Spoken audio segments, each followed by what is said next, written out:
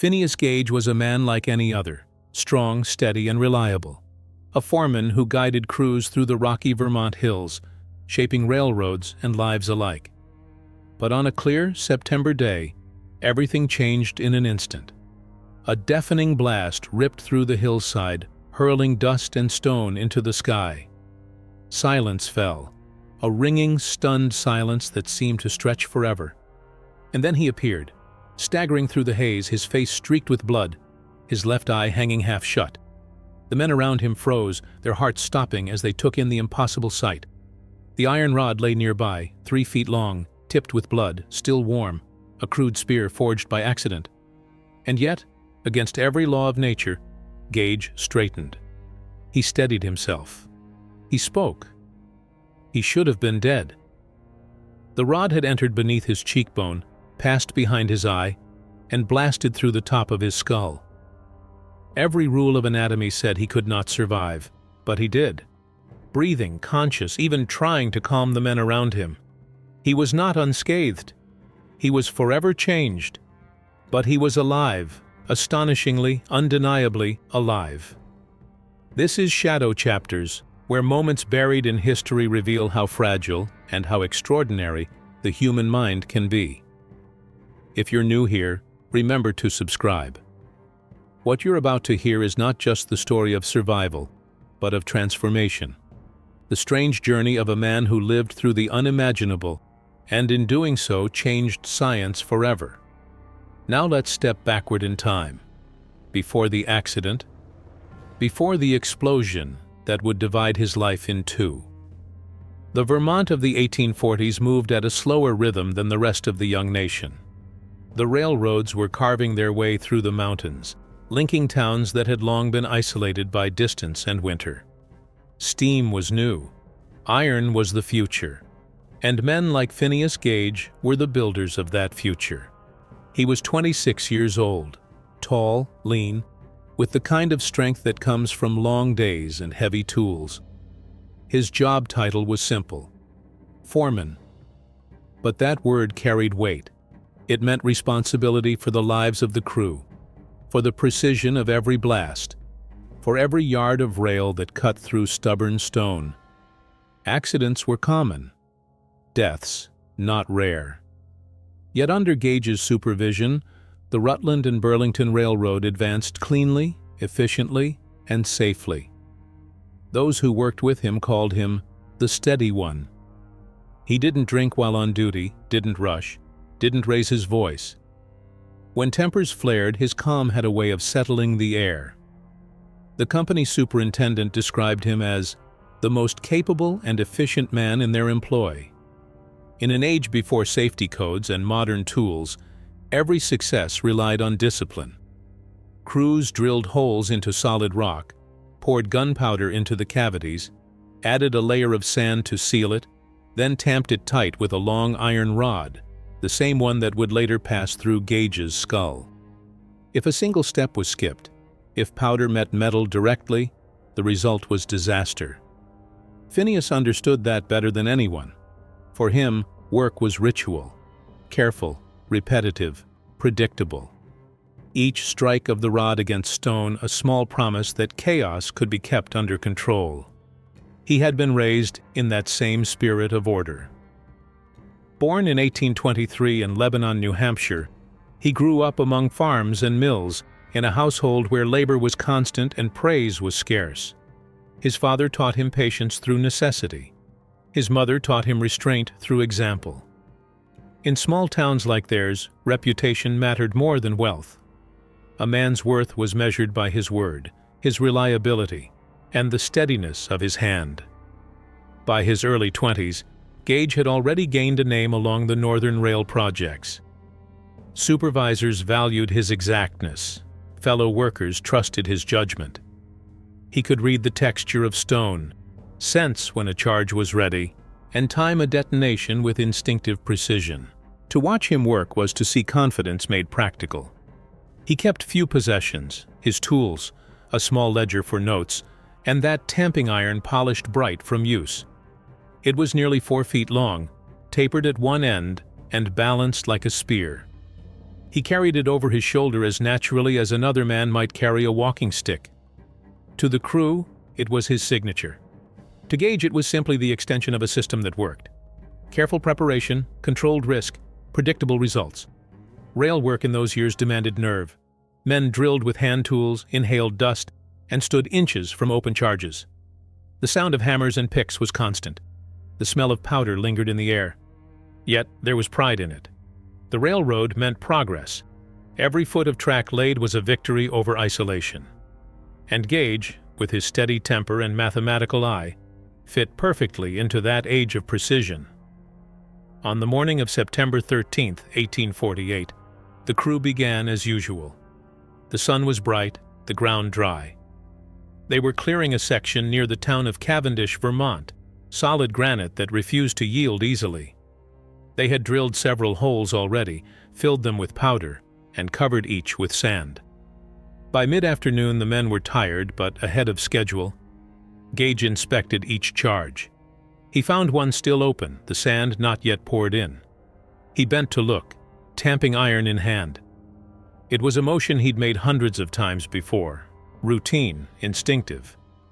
But this time something in the sequence failed. Perhaps the powder was damp. Perhaps someone forgot the sand. Perhaps the universe simply chose that instant to remind every man there that control is never absolute. He brought the rod down, and the world exploded. The force of the blast knocked the men backward. For a heartbeat, they saw nothing but dust.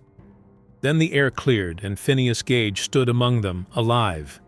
He blinked once, twice. He spoke, his voice strangely calm. They led him to a cart, stunned into silence as he held a cloth against the wound that exposed his brain to daylight. When they reached Cavendish, a young physician named John Martin Harlow came to meet him. Harlow expected a corpse. Instead, he found a man sitting upright, bloodied but conscious, greeting him with a faint smile. "Doctor," Gage reportedly said, "here's business enough for you." That sentence would become legend, because it wasn't just a statement. It was the moment science met mystery. Harlow cleaned the wound as best he could, removing fragments of bone and tissue. He could see directly into the cavity where the frontal lobe had been pierced. Yet Gage remained alert, even conversational. The doctor wrote later that his patient's composure defied comprehension. Word spread quickly. Newspapers printed drawings of the rod, retelling the story of the man who survived an iron through the head. Medical journals debated whether the report could be true. No one could accept that the brain, thought to be the seat of reason and character, could suffer such damage without ending life instantly. But the evidence was standing right there in front of them. For days afterward, Gage's condition worsened. Infection set in, his body weakened. Harlow drained abscesses, cleaned wounds, and hoped for what seemed impossible. At times, Gage slipped into delirium, muttering incoherently. At others, he spoke clearly, asking for food or joking with visitors. Each morning the doctor expected to find him gone. Each morning he survived. By October the swelling began to subside. The wound closed, leaving a long scar that ran from his cheek to the top of his head. He had lost sight in one eye, but his speech, memory, and coordination returned. Against every known rule, Phineas Gage recovered. Yet as his body healed, something else began to change. At first it was subtle. Small flashes of impatience, stray remarks, an edge of irritation where there had once been calm. He dismissed advice, joked at inappropriate moments, ignored orders. The man who had been known for discipline and respect had become unpredictable. Harlow noticed it immediately. So did everyone else. Before, Gage had been described as efficient, intelligent, even-tempered. After, his friends said, he was no longer Gage. The transformation puzzled the doctor. The wound had spared his senses and memory, yet it had altered his nature. The more Harlow observed, the more he realized this was not merely a physical injury. It was an injury to personality itself. No one at the time had words for such a thing. The term frontal lobe was barely in use. The concept of brain regions controlling behavior was still decades from acceptance. But standing before him was living evidence that character and mind were not divine constants. They were functions of fragile matter. In the months that followed, Gage struggled to find his place again. He attempted to return to the railroad, but the company refused. They couldn't rely on him. The precision that had once defined him was gone. He found small jobs when he could, living on savings and the generosity of friends. For the townspeople, he was both miracle and warning. The man who had looked into death and come back changed. And perhaps in the quiet hours of those long Vermont nights, he felt it too. The distance between the man he remembered being and the one he had become. Phineas stayed in Cavendish through the autumn. Each week he regained a little more strength, and each week his doctor saw less of the man he had once known. When visitors came, they were unsettled. Gage laughed too loudly, talked too long, ignored politeness. He'd tell the story of the accident as if it were a fine joke, lifting the iron rod like a trophy. Children followed him through the streets, half afraid, half fascinated. Harlow recorded everything. He noted that Gage could reason, remember, and move. Yet something essential, judgment, restraint, self-control, was missing. It was as though the accident had reached beyond flesh and touched the invisible architecture of his character. Science had never seen anything like it. For the people of Cavendish, it was simpler. They just said he wasn't Gage anymore. He swore when he used to be careful with his words. He gambled, ignored debts, spoke crudely to women, and laughed when others were uneasy. And still there were moments of the old man, when he'd fix a piece of equipment with the same meticulous touch, or stand silent at the end of a workday, eyes unfocused, as if searching for something he couldn't quite reach. By winter, his employer let him go. No one blamed them, even Gage seemed to understand. The railroad that had once been his pride moved on without him. He tried to work nearby, taking short jobs that didn't last. He helped on farms, tended horses, lifted cargo for a freight company. Each time it started well. Each time it ended in argument or distraction. The focus that had once been second nature was gone. He'd forget instructions, leave tools lying in the rain, wander off mid-task. For a man who had built his life on control, the loss must have felt like betrayal. And in small towns where stories travel faster than facts, his reputation soon shrank to a single phrase: the man who survived a spike through the head. People came to see the wound, not the worker. Harlow visited often, part doctor, part observer, part witness to a mystery. He took careful notes, sketched diagrams, compared the placement of the wound to the emerging theories of the mind. At the time, medicine had no clear idea of how personality lived in the brain. Most believed that memory, emotion, and reason were spread evenly through its gray folds. But Gage challenged that belief. He was living proof that when one region was destroyed, something specific vanished with it. The idea would echo for decades, shaping early neurology. But for Phineas, it meant only that he was different. And that difference cost him nearly everything. As the months turned into years, his appearance changed. He had been handsome once, now his face bore the mark of the rod, a deep scar cutting from cheek to crown. His left eye was blind and slightly sunken, his expression forever tilted by the damage.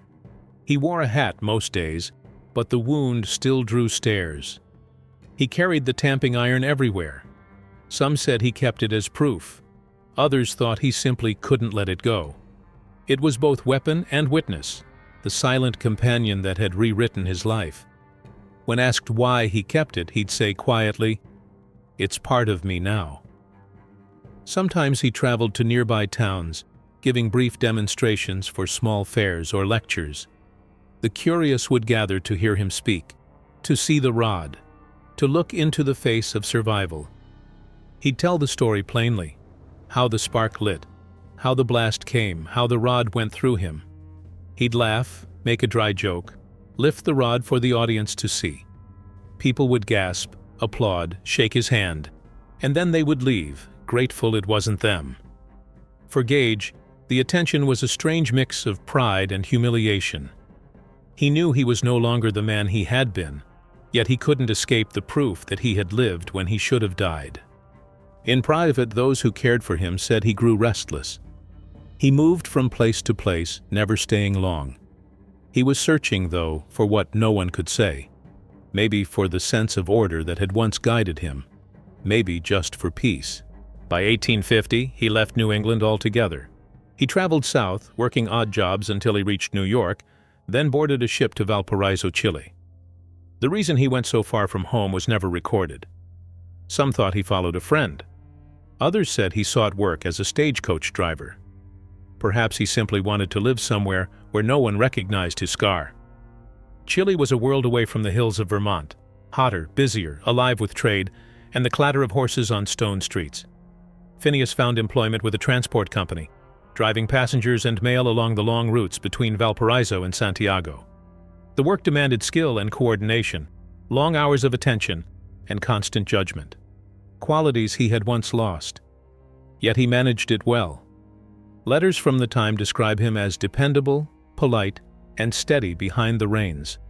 For nearly 8 years he worked those roads, guiding horses across mountains and valleys, speaking Spanish fluently enough to manage his routes.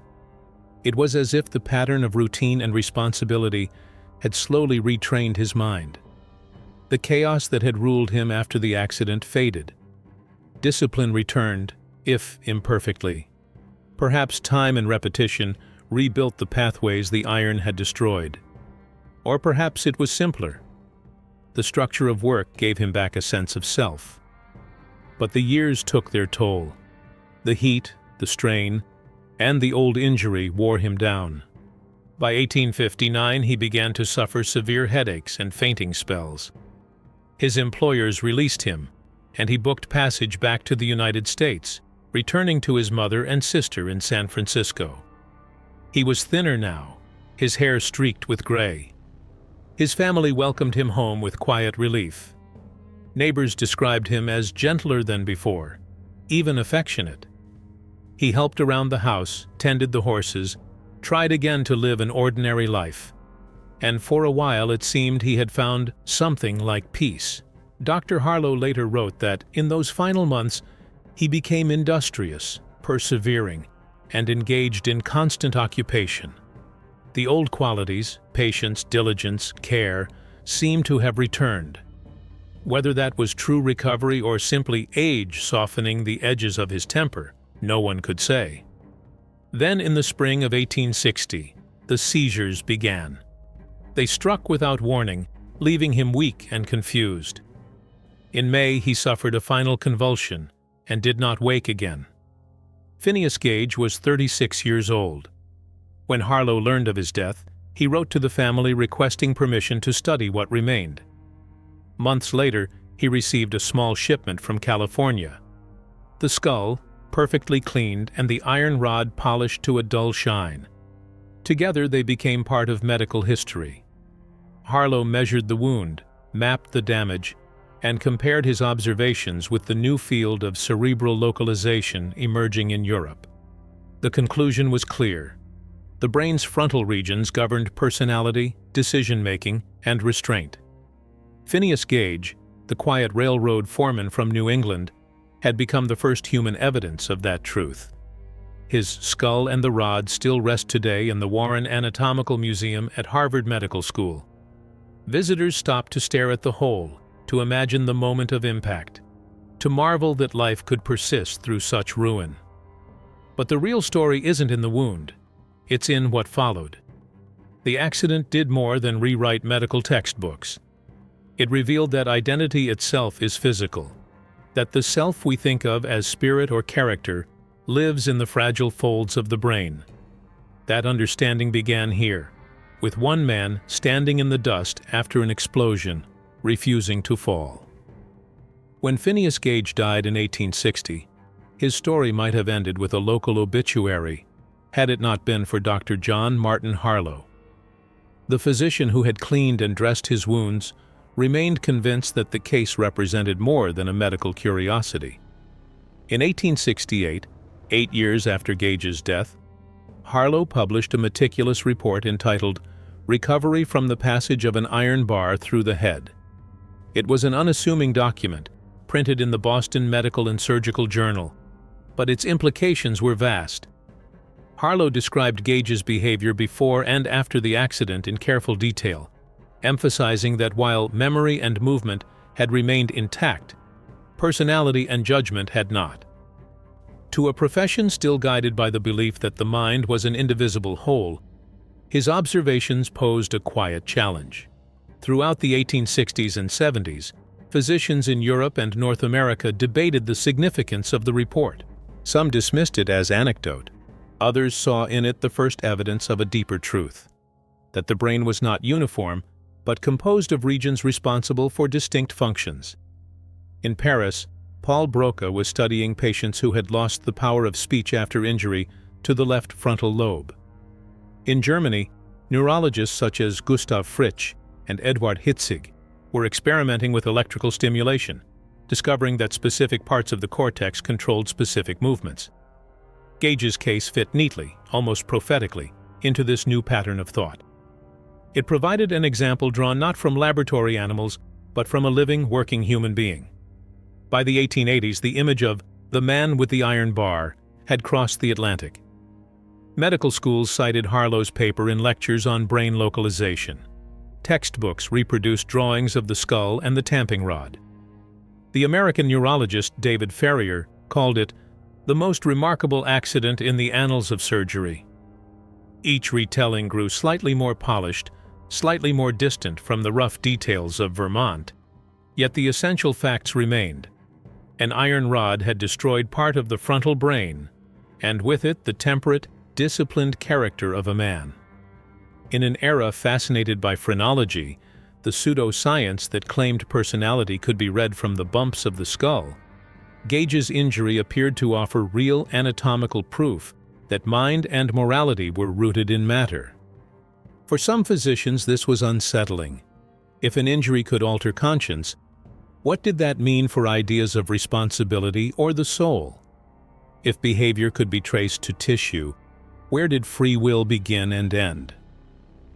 The questions lingered quietly beneath the growing body of neurological research. Through the late 19th century, Gage's skull and tamping rod became traveling artifacts. Harlow exhibited them at medical meetings, using them to illustrate his lectures on the functions of the frontal lobes.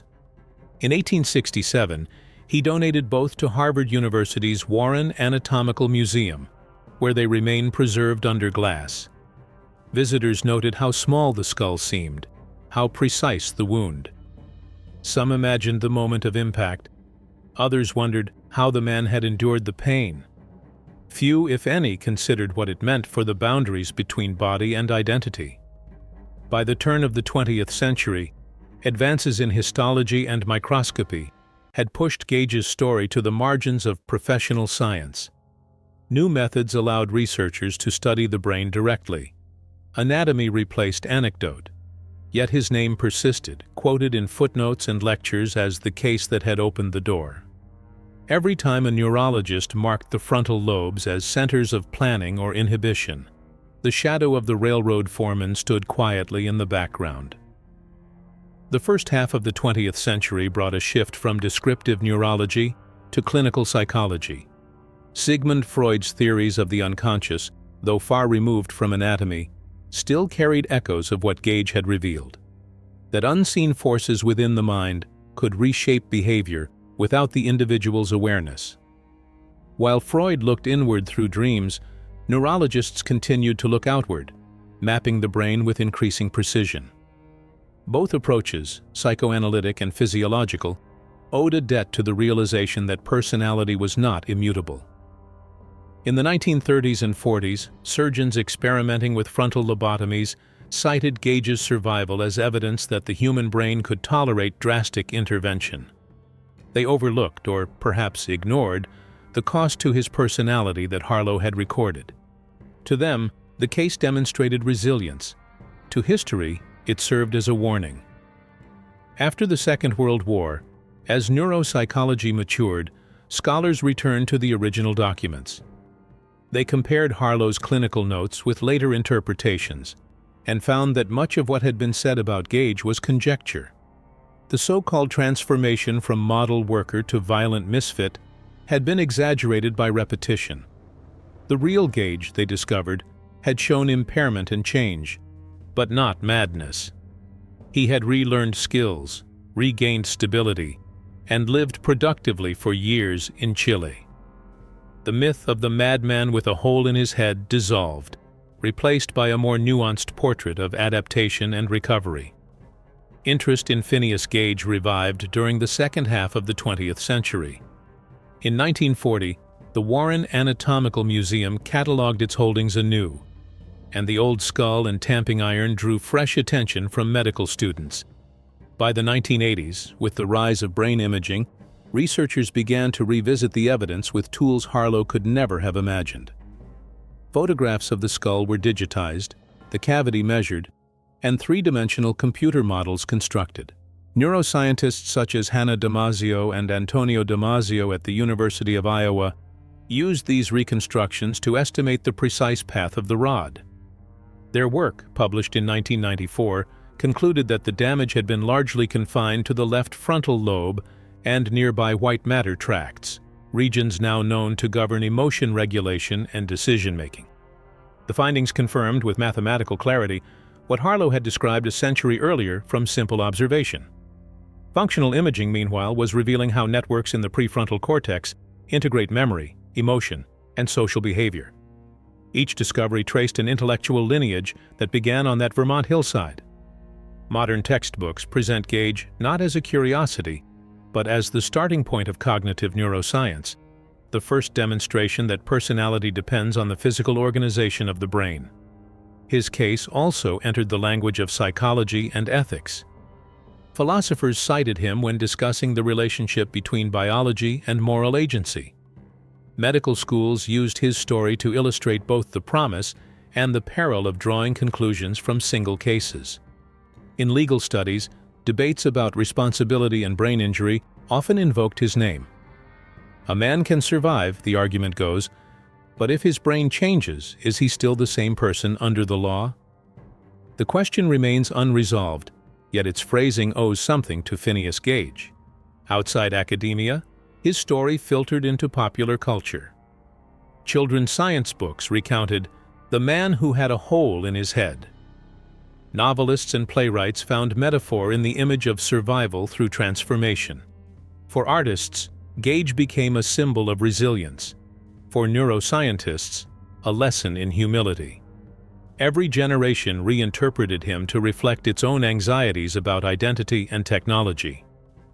In 2002, the tamping iron traveled briefly for exhibition in Washington, D.C. and London. Visitors looked at the long, polished bar and at the small skull beside it. Behind the glass, the objects were silent, but their presence carried an almost physical tension, the meeting of flesh, metal, and chance that had reshaped human understanding. Through the 21st century, as brain research advanced into genetics and artificial intelligence, Gage's story continued to appear in lectures and papers. It served as a reminder that knowledge often begins not with design, but with accident.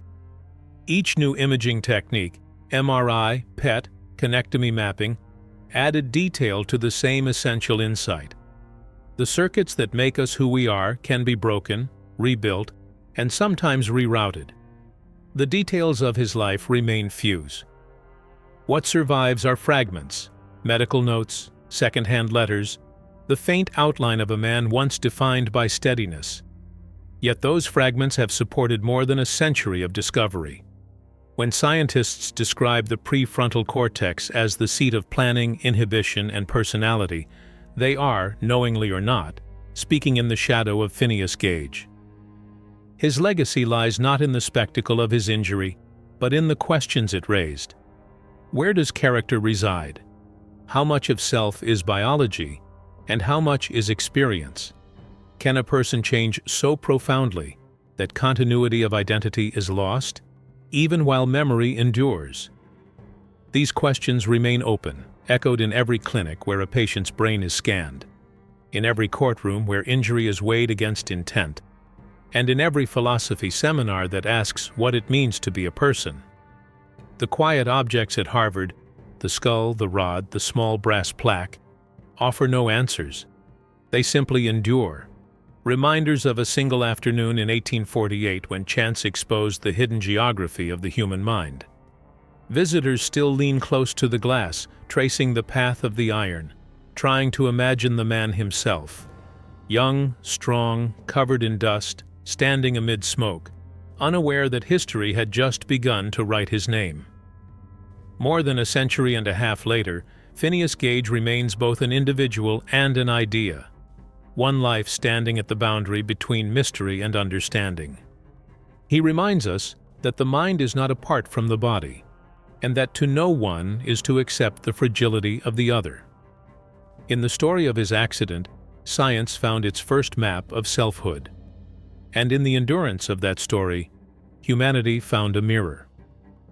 When John Harlow sent his final report to the Boston Medical and Surgical Journal in 1868, it landed in a world already beginning to change. The previous generation of physicians had relied on observation and speculation.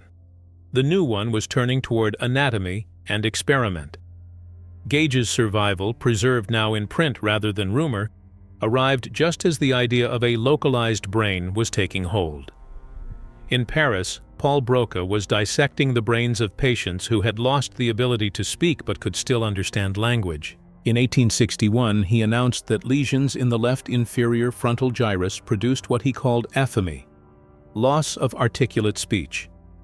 The region would soon bear his name, Broca's area. Only a few years later, Karl Wernicke in Germany described a second region at the back of the temporal lobe, whose damage produced a different language disorder. Together, their findings drew the first crude map of function across the cortex. Gage's case fit perfectly into this new geography. Broca cited Harlow's paper in his lectures, noting that damage to the anterior lobes seemed to affect the higher faculties of intelligence. In England, David Ferrier used monkeys to demonstrate motor control points across the brain, translating accident into experiment. Every electrode placed on an animal's cortex, every mark on an anatomical chart, seemed to echo that single line of injury traced by the tamping iron. Yet fascination with localization was never purely scientific. The 19th century was still wrestling with older ideas about the soul, morality, and will. If character could be injured, what did that mean for virtue? If the brain dictated impulse, where did conscience live? Theologians worried that biology might erase accountability. Philosophers debated whether Gage had proven that the self was nothing more than organized matter. In drawing rooms and lecture halls, his name became shorthand for the unsettling possibility that personality was physical. By the 1880s, brain surgery had begun to move from speculation to practice. Scottish surgeon William Messuen performed some of the first operations guided by neurological reasoning, removing tumors based on symptoms that pointed to specific cortical regions. Across the Atlantic, American physicians followed suit, using localization theory to justify interventions once considered unthinkable.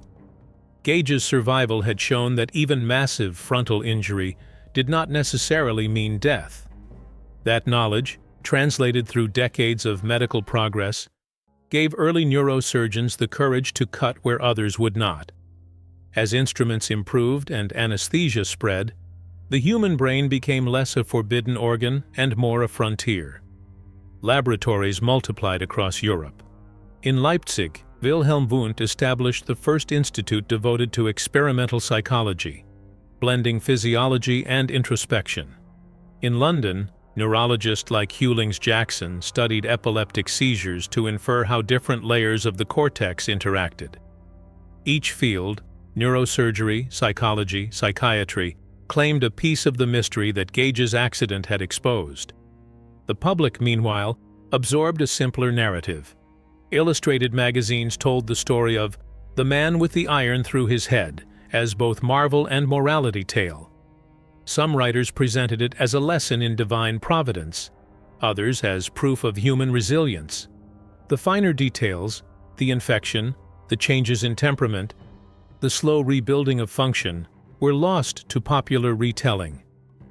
By the turn of the century, Gage had become less a man than a parable about survival.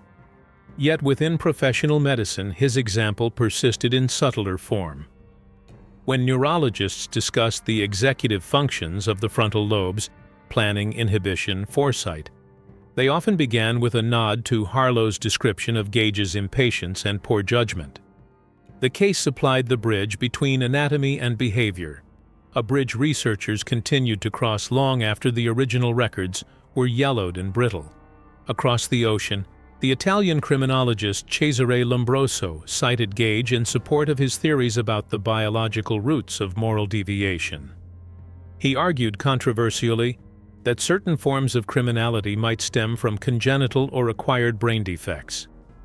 Though Lombroso's conclusions were crude, his reliance on Gage illustrated how deeply the idea of the injured personality had entered public imagination. By the early 1900s, research into the nervous system had entered a new phase. Microscopes revealed the fine structure of neurons, and the Spanish anatomist Santiago Ramón y Cajal mapped their branching networks with silver stains.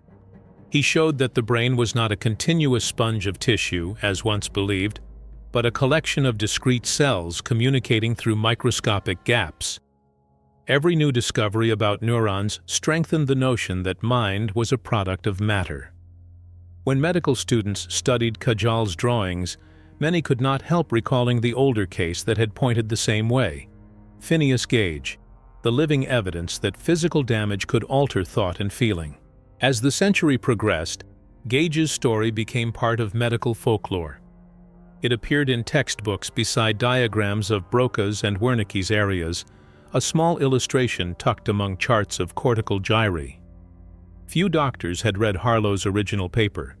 Most knew only the outline: a railroad foreman, an explosion, a miraculous survival, a change in personality. The simplicity of that account made it durable. It could be retold in a paragraph and understood in any language. During the interwar years, interest in the frontal lobes deepened. The British neurologist John Hewlings Jackson had proposed that the brain's highest regions controlled inhibition, the ability to restrain instinct and plan action. His followers linked that theory to Gage's behavioral shifts, using the case as early evidence that the anterior cortex governed self-control. By the 1930s, this connection took a darker turn. Surgeons experimenting with psychosurgery, frontal lobotomy, pointed to Gage's survival as proof that life could continue after frontal damage. In public lectures, they displayed diagrams of his skull to reassure audiences that removing parts of the frontal lobes would not endanger basic functions.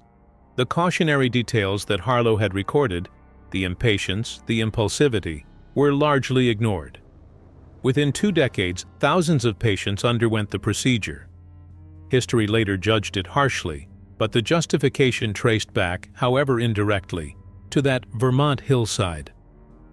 While medicine wrestled with its own extremes, other disciplines found gentler lessons in the same story. Anthropologists cited Gage when discussing how brain injury might have influenced the behavior of prehistoric humans. Philosophers of mind used him as an early example of materialism in action, proof that consciousness could be altered by mechanical means. Writers and artists borrowed his image as metaphor: the man split yet surviving, the body enduring what the psyche could not. After the Second World War, a new generation of neurologists began to revisit the old accounts with skepticism. Advances in neuropathology and clinical testing made it clear that many legends surrounding Gage were exaggerations. He had not become a violent lunatic. He had shown deficits familiar to any modern neurologist treating frontal lobe trauma. In 1940, Harvard cataloged his skull and tamping iron properly, placing them in climate-controlled storage. For several decades, they attracted little attention beyond an occasional citation. Then, in the 1980s and 1990s, Computer technology brought him back to prominence. Researchers reconstructed the skull in digital form, tracing the trajectory of the iron and estimating the volume of tissue destroyed. The results matched Harlow's century-old observations almost exactly. Major damage to the left frontal lobe and connecting fibers, sparing deeper structures. For neuroscientists, it was a rare and gratifying convergence between 19th-century description and modern measurement. The renewed precision transformed the way educators told his story. Instead of myth, they spoke of connectivity, how networks between prefrontal regions and limbic centers govern emotion and reasoning. Gage's case became the historical doorway to discussions of traumatic brain injury, rehabilitation, and neural plasticity, the brain's capacity to reorganize itself. Teachers showed that although he had lost aspects of restraint and planning, he had also adapted enough to drive coaches in Chile for years, evidence that recovery was possible long before rehabilitation science existed. By the start of the 21st century, Phineas Gage was less a curiosity than a touchstone. His name appeared in neuroscience journals, psychology courses, and even legal debates about culpability and brain damage. When ethicists asked whether a person remains the same after surgery, dementia, or personality-altering injury, they often began with him. He had become the first documented case of the physical self divided from the moral one, the moment when medicine realized that identity has an address. The influence reached beyond science. Writers used the image of the iron rod as shorthand for catastrophe, endured and transformed. Artists sculpted his likeness from steel and glass. In classrooms and museums, visitors stood before his skull, confronted by the bluntness of the evidence. No theory, no metaphor, just bone and metal. Silent proof of what a human body can survive and how completely a mind can change. By the time modern brain imaging matured, functional MRI revealing networks of blood flow and activity, the once anecdotal story had become a foundational case study. Research on executive functions, emotional regulation, and social behavior all cited the same lineage. In every scientific conference on the prefrontal cortex, somewhere in the opening slides, his portrait appeared. The young man with the calm gaze and the scar that defined a discipline. Phineas Gage's legacy by then belonged equally to history and to science. He had shown, inadvertently, that the boundaries between the two are porous, that a single human life can serve as both event and experiment. The path of that iron bar had not only cut through flesh and bone, it had opened a route from the age of speculation to the era of evidence. By the middle of the 20th century, the name Phineas Gage had become shorthand for the mystery of personality. In medical schools, it appeared on lecture slides beside the newer cases of brain injury from war and industry. In newspapers and magazines, it re-emerged every few years under headlines that blended science and wonder. The man who lived through his head, the human miracle of Vermont. Doctors returning from the Second World War brought back an uncomfortable wealth of neurological knowledge. Head trauma had become a grimly common subject, and rehabilitation hospitals were filled with men whose wounds echoed Gage's in miniature. Injuries that spared movement and memory, but left behavior altered. Veterans who once had been precise and disciplined now acted impulsively or apathetically. To clinicians, the parallels were unmistakable. The same questions Harlow had written in 1848 resurfaced in modern wards. What part of the brain governs judgment, and can its loss ever truly be repaired? In the 1950s and 60s, neuropsychologists such as Alexander Luria in the Soviet Union began systematic studies of frontal lobe patients. Using detailed interviews and cognitive tests, Luria described changes in initiative, planning, and emotion that matched Harlow's century-old notes almost point for point. The difference was method. What had been a single accident now formed part of a pattern. Gage's story no longer stood alone. It had become the prototype for an entire branch of clinical science. At the same time, culture outside the laboratory was finding its own uses for him. The post-war decades were obsessed with the boundaries of the self. Novelists explored amnesia and identity. Filmmakers imagined characters whose minds could be altered by surgery or trauma. In those narratives, echoes of Gage's experience were unmistakable. The sudden break between past and present. The struggle to reconcile continuity of body with change of mind. Writers rarely named him, but the pattern was there. Survival at the cost of certainty. By the 1970s, psychology had split into camps. Behaviorists focused on observable action. Cognitive scientists sought the inner mechanisms of thought. When computers entered research, the metaphor of the brain as circuitry gained power, and Gage's wound was described in those terms, a severed connection between rational control and emotional drive. Textbooks used his case to introduce the concept of executive function, the capacity to organize behavior across time. The phrase had not existed in Harlow's era, yet it captured precisely what the railroad foreman had lost. Public fascination grew again in the 1980s, driven by a new hunger for stories where science met humanity. The museum at Harvard reported rising numbers of visitors asking to see the skull and the iron. Television documentaries featured the case in segments about the brain, often staging dramatic reenactments of the explosion. To viewers, Gage represented endurance. To producers, he offered a perfect blend of fact and narrative shock. Meanwhile, neuroscientists were uncovering the biology behind the behavior. Imaging studies revealed networks linking the prefrontal cortex with deeper limbic structures, showing that damage there could uncouple reason from emotion. The result was not loss of intelligence but of balance, the ability to weigh consequences and suppress impulse. Gage's irritability and poor judgment, once moralized as weakness, now had physiological explanation.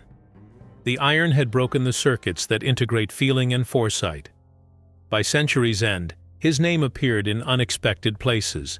Essays on artificial intelligence, theater scripts, even marketing for medical technology. Each retelling simplified him differently. Some called him a victim of fate. Others, the first cyborg, a man whose body and machine had collided to reveal the machinery within. The scientific community tried to correct the embellishments, but myth travels faster than evidence. What endured in popular imagination was the image of a man who walked away from destruction and carried its mark inside him. The duality appealed to artists. Painters depicted the iron as a beam of light passing through the skull, symbol of revelation rather than injury. Poets used his scar as metaphor for memory's persistence. Playwrights found drama in the question that still haunts his case. If the material brain changes, does the person cease to be the same? Within laboratories, researchers pursued that question with technology rather than verse. Functional MRI and positron emission tomography allowed observation of living brains as they decided, hesitated, or regretted. Each scan confirmed that the frontal lobes, the region the iron had crossed, lit up whenever a person planned, empathized, or restrained desire. Every pulse of color on those screens traced its intellectual ancestry to Cavendish, Vermont. The convergence of science and art gave Gage a second life. To one world, he was data. To the other, metaphor. The line between them blurred. A surgeon might quote a poet when describing the loss of self, and a novelist might consult a neurologist to ensure accuracy when writing about change after trauma. The man who had once been reduced to a skull in a museum had become a bridge between disciplines. By the turn of the 21st century, the figure of Phineas Gage existed on two parallel tracks, one in research journals, one in imagination. For scientists, he was a datum, a case anchored to the dawn of evidence-based neurology. For the public, he had become something more fluid, a parable of survival, of transformation, of the fragile boundary between mind and body. Modern medicine no longer regarded him as an anomaly. Instead, he was seen as the first recorded instance of a now common reality: traumatic brain injury. Hospitals around the world treated thousands of patients whose lives echoed his. Soldiers returning from Iraq and Afghanistan, victims of accidents and concussions, were examined with instruments that mapped the same regions his iron bar had destroyed. When neurologists explained to families why a loved one's temperament had changed after trauma, they often began with a quiet reference to him. The story had become a language of empathy, as much as a lesson in anatomy. In laboratories, imaging technology continued to refine what Harlow had guessed by observation. Neural networks, traced in luminous color, showed how decision-making and emotion interact across hemispheres. Damage to those circuits produced patterns of impulsivity, disinhibition, or apathy almost identical to those described in 19th-century Vermont. The consistency across centuries astonished researchers. Gage's behavior, once a puzzle, now fit neatly within modern models of cognitive control. Psychologists, meanwhile, explored what his case revealed about the construction of identity. Theories of the self, from William James to contemporary cognitive science, drew on his story as the earliest evidence that personality depends on continuity of neural processes. When that continuity is broken, the I that remembers and decides becomes fractured. In lectures on consciousness, professors still cite the moment the rod passed through his head as the first empirical glimpse into that fracture. Yet outside academic walls, Gage's ghost wandered further. Documentary filmmakers portrayed him as both pioneer and victim. Dramatizations imagined his recovery, his years in Chile, his quiet death in California. Each adaptation chose its own moral: courage, tragedy, endurance. None could claim the full truth, because the historical record is sparse. The man himself exists mostly in absence. Brief medical notes, one faded photograph, the artifacts in a glass case. Into those gaps, every generation has projected its own reflection. Artists of the digital age found in him a symbol suited to their time. Multimedia installations recreated the explosion in slow motion, turning catastrophe into sculpture. Graphic novels rendered the story as a fable of technology's intrusion into flesh. Even musicians borrowed his name, equating the shock of invention with the shock of survival. In each retelling, Gage became a lens for contemplating change: biological, social, or mechanical. At Harvard's Warren Museum, the skull and the rod remained constant. The display label was revised to remove exaggerations, but visitors still lingered, tracing the clean curve of metal and wondering what kind of man could have stood after such an injury. For many, the exhibit was less about history than about imagination. Standing before the evidence, they glimpsed the thinness of the line between ordinary life and the unknown interior of the mind. Meanwhile, neuroscientists used his case to teach caution. The tidy moral that had grown around him, injury equals change, was replaced by nuance. Studies showed that recovery depended on countless variables: age, environment, rehabilitation, and chance. Gage's later years in Chile, where he regained stability and employment, became as instructive as his early collapse. His story illustrated both the vulnerability and resilience of the brain, the possibility of adaptation even after catastrophic loss. As the century advanced, philosophers of mind revisited the questions that had first troubled Harlow's peers. If personality is neural, is moral responsibility merely chemical? Can a person whose brain has changed be judged by former standards? In debates about criminal justice and mental health, his name reappeared as historical precedent. The railroad foreman of 1848 had become an unwitting participant in 21st century ethics. In literature and film, the fascination endured. Writers used his name as shorthand for metamorphosis, the moment when identity is rewritten by accident. The story's persistence said as much about humanity's fear of unpredictability as about its love of science. Every culture that rediscovered Gage saw in him a reflection of its own anxieties, about technology in the industrial age, about psychology in the modern one, about individuality in the digital. Through all these transformations, one fact remained. Phineas Gage was a real man who lived, worked, laughed, and died. The myth that enveloped him never erased that. His endurance bridged centuries because it connected the most intimate of experiences, the sense of being oneself, to the most material of realities, the living brain. In the end, his story occupies a rare place between science and art. It reminds both that knowledge begins with observation, and that meaning begins with empathy. The iron rod that once tore through his skull continues to pierce the boundaries between disciplines, linking anatomy to philosophy, medicine to imagination. The legacy of Phineas Gage is not the accident, but the understanding that followed. He revealed, long before machines could scan or computers could simulate, that the self is not an abstraction, but a living system, vulnerable and repairable, fragile and enduring. In that sense, every study of mind, every story of transformation, carries a trace of the spark that once lit a fuse in the Vermont sun. By the final decades of the 20th century, neuroscience had matured into a broad and disciplined field. Laboratories across North America and Europe were mapping the human brain in detail unimaginable to Harlow or his contemporaries. The questions that began with Phineas Gage's injury, how localized damage alters behavior, had become central to modern research. Functional neuroimaging, introduced in the early 1990s, transformed the study of cognition. Techniques such as positron emission tomography, PET, and functional magnetic resonance imaging, fMRI, made it possible to observe brain activity in living subjects.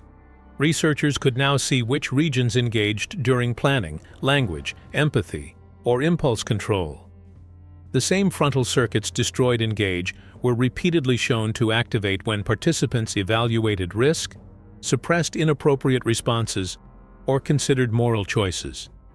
His case became the first link in a chain of empirical confirmation that continued across decades.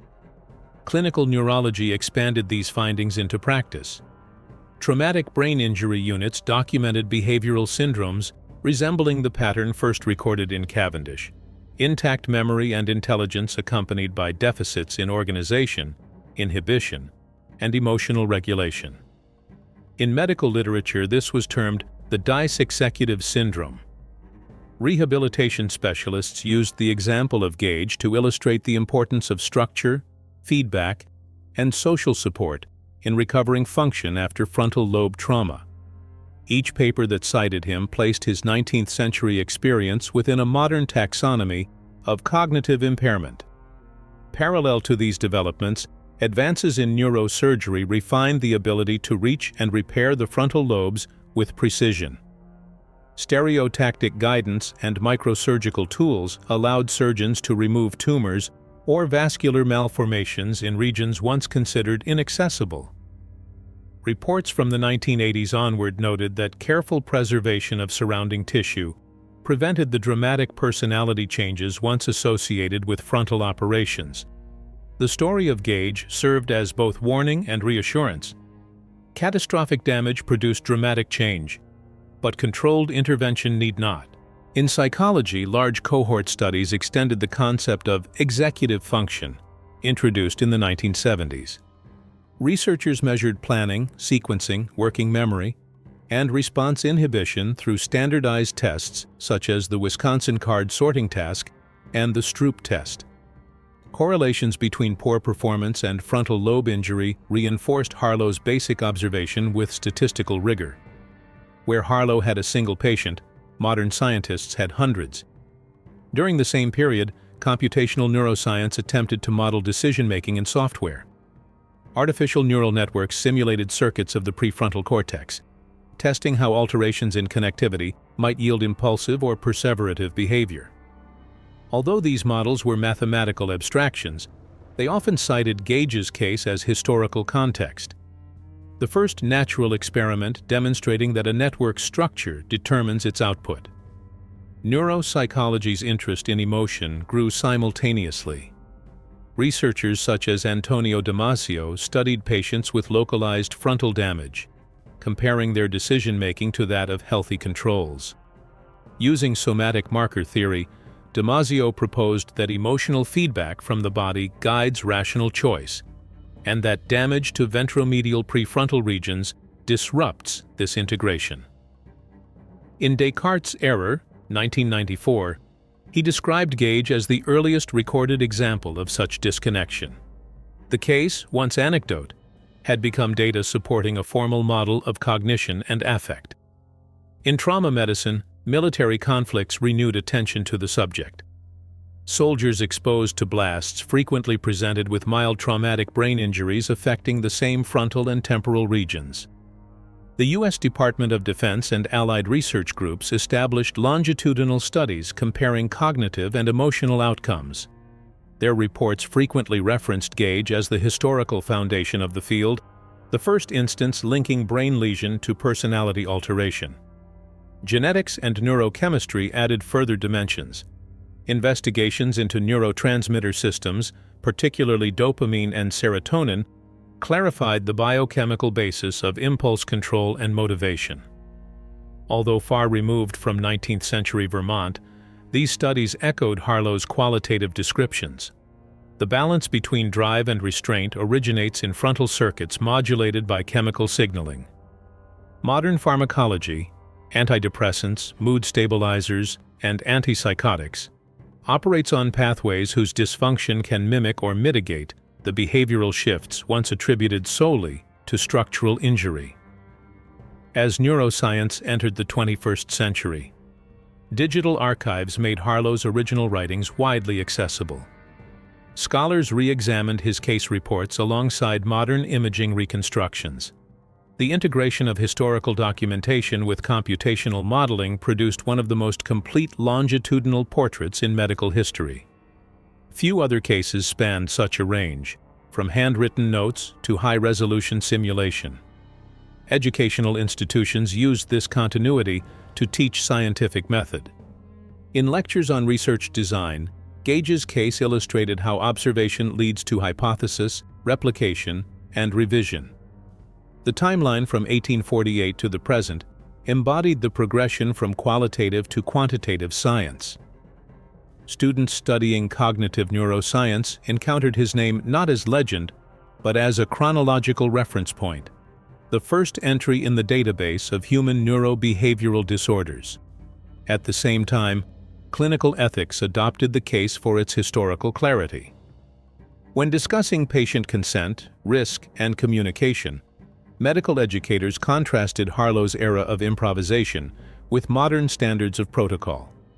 The crude instruments and absence of anesthesia underscored how far surgical care had advanced. Each new technology, from imaging to microsurgery, was contextualized by comparison to that initial unplanned experiment on the Vermont Railroad. Entering the 21st century, neuroscience turned from mapping single regions to tracing networks. The emerging discipline of connectomics sought to chart every communication pathway within the brain, the structural and functional connections linking billions of neurons. Researchers used diffusion tensor imaging to visualize white matter tracts and to quantify how damage to those tracts disrupted information flow. Among the first historical examples cited in this new science was Phineas Gage. His injury, reconstructed digitally in 3D, showed how a single trajectory of destruction could sever multiple networks at once, those governing emotion, social reasoning, and executive control. The same analytical frameworks applied to traumatic brain injury patients in modern clinics validated the patterns inferred from his skull more than 150 years earlier. In the world of rehabilitation medicine, one idea changed everything: neuroplasticity, the brain's remarkable ability to reorganize itself after injury. It reshaped how doctors understood recovery. Instead of simply teaching patients to live with their limitations, therapists began to train the brain to grow again, to form new pathways through repetition, feedback, and focused practice. This modern revolution, however, has roots reaching back more than a century and a half, to the story of a single man, Phineas Gage. His survival in 1848 marked the first real glimpse into how the brain could change, adapt, and still function after catastrophe. What began as a gruesome railway accident became the seed of modern neuroscience, proof that the organ of personality could both break and rebuild. In the decades that followed Gage's recovery, doctors began to recognize that the brain was not static. Slowly, a new belief took hold, that function could return when other regions took over lost roles. What had once been described as miraculous now became measurable. Comparisons between 19th century case notes and 21st century rehabilitation data showed the same principle in action. Damaged circuits could be bypassed, and new connections could emerge. The brain was not a fixed machine, it was an evolving network. By the late 20th century, imaging tools like MRI allowed clinicians to see recovery happening in real time. These scans revealed that tissue surrounding an injury, known as perilesional regions, could activate and reorganize, forming alternate routes for thought and movement. In lectures around the world, professors projected Gage's reconstructed skull beside modern brain images, showing students how one man's tragedy had inspired a field that now predicted healing through science. As technology advanced, engineers began bridging biology and computation. Brain-computer interfaces, systems that translate neural activity into digital commands, emerged as tools for communication and control. For paralyzed patients, thoughts could now move prosthetic limbs, generate speech, or control a cursor on a screen. Though Gage's case had occurred in an era of steam and iron, his story was often invoked in these laboratories. His injury had proven that the brain creates personality and intention through physical processes. Modern engineers simply extended that truth outward, turning brain signals into action. Other breakthroughs followed. Deep brain stimulation, the implantation of electrodes to treat Parkinson's disease, depression, and other disorders, used electricity to rebalance disrupted circuits. Physicians watched for changes in mood and impulse control, effects that echoed the spontaneous personality shifts first recorded in Gage. In medical journals, his name reappeared, the earliest evidence that modifying the brain could alter the person within computational neuroscience transformed theory into simulation. Detailed models of the prefrontal cortex allowed researchers to create virtual lesions and observe their digital behavior. The results mirrored Harlow's 19th century notes: reduced patience, poor planning, and emotional instability. Symptoms strikingly similar to those Gage displayed after his accident. The same pattern reappeared in real-world data. Massive studies of traumatic brain injury confirmed a consistent link between lesion sites and behavioral outcomes.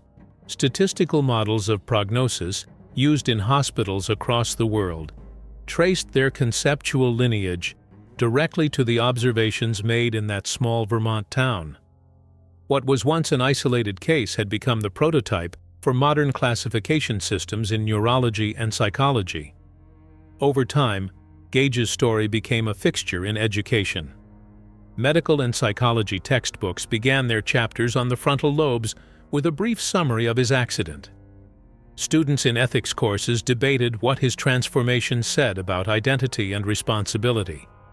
Museums preserved his skull and the tamping iron with care, no longer as macabre curiosities, but as scientific artifacts. High-resolution digital scans allowed researchers to study them remotely, ensuring their preservation while sharing their data globally. The focus had shifted from spectacle to documentation, from the shock of injury to the precision of evidence. By the early 2000s, a new discipline, neuroethics, emerged to handle questions that Gage's case had foreshadowed. What happens when we can alter memory, emotion, or personality through intervention? His injury had shown that personality is rooted in biology. Now medicine could change that biology on purpose. At international conferences, slides of Gage's tamping iron opened sessions on cognitive liberty and medical responsibility. The message was simple: every new technology that touches the brain also touches the self. Meanwhile, the instruments of neuroscience grew more powerful. machine learning algorithms began decoding brain activity patterns, predicting behavior, or even emotional states. Researchers traced this digital lineage back to the 19th century discovery that behavior depends on structure. The continuum was clear. From the physical wound in Gage's skull to the algorithms modeling cognition in supercomputers, science had followed one unbroken trail of evidence. By the 2020 US, brain research entered a new technological phase. Hybrid scanners combined magnetic, optical, and electrical imaging, mapping neural activity not as snapshots, but as living motion across time. These datasets contain trillions of measurements, revealing the brain's circuits in unprecedented detail, what scientists called the mesoscopic frontier. International collaborations like the Human Connectomy Project cataloged global variations in brain wiring, the same prefrontal regions damaged in Gage appearing again and again as the centers of decision and emotion. Artificial intelligence accelerated this work. Trained on vast imaging data, AI systems learned to predict recovery after stroke or trauma with remarkable accuracy. Hospitals began using these models to tailor rehabilitation, automating what Harlow could once only guess: how the brain might heal itself. Regenerative medicine brought new hope. Biodegradable scaffolds seeded with neural stem cells bridged gaps in damaged tissue. Early human trials showed that these implants could partially restore lost connections. Surgeons explained the risks and rewards through the story of Phineas Gage. Regeneration could mend tissue, they said, but not necessarily restore personality. The challenge remained the same as in 1848: repairing the brain's mechanics without losing the mind within. At the same time, neural interfaces became more precise.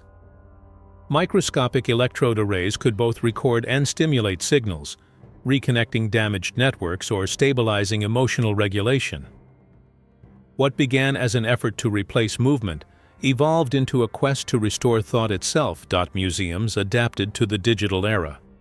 Harvard's Warren Anatomical Museum preserved the original skull and tamping iron, while detailed replicas and holographic reconstructions traveled worldwide. Each exhibit told the story of how a single event bridged 19th century surgery and 21st century neuroscience. In classrooms, virtual reality modules allowed students to explore the accident, tracing the rod's path, mapping the injury, and visualizing the neural damage. Every treatment for executive dysfunction, every neural implant, every ethical guideline about cognitive intervention, all carry the imprint of one man's survival. Today, Phineas Gage is no longer a curiosity. He is a cornerstone. His accident transformed speculation into science, turning the mystery of the mind into something measurable, repeatable, and real.